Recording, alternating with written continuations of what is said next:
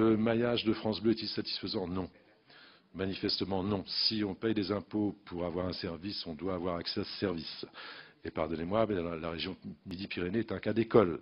Je veux dire, le marché de la radio, c'est une chose. La façon dont on peut faire les choses pour avancer, pour s'installer, pour s'imposer, en est une autre. C'est notre responsabilité. Mais il me semble que la responsabilité, pour le coup, de la représentation nationale, c'est de nous aider. C'est de nous aider partout. Si vous estimez qu'il y a un manque, si vous estimez qu'un contribuable qui paye pour un service ne l'a pas, alors il faut m'aider. Je dis ça, madame, parce que ce n'est pas simple. Je veux dire que nous avons aussi de la concurrence et c'est bien normal. Nous avons des gens qui ne souhaitent pas nous voir arriver dans tel ou tel endroit. Il y a des intérêts privés que je comprends. Je ne suis pas...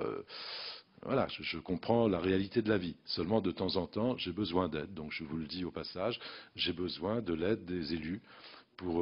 J'ai rencontré le maire de Saint-Étienne très récemment, un homme charmant avec qui nous avons discuté au fond des choses. Et je lui dis, j'ai besoin de votre aide, monsieur le maire. Je veux dire, et je pense bien, il me semble avoir bien compris qu'il allait m'aider. Mais il y a des problèmes infinis. Enfin, il y a des problèmes.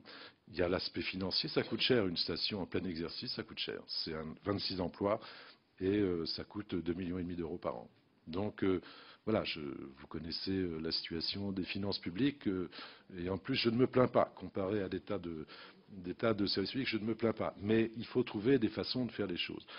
Mais il y a des problèmes de fréquence. La région toulousaine, où Radio France a rendu des dizaines de fréquences,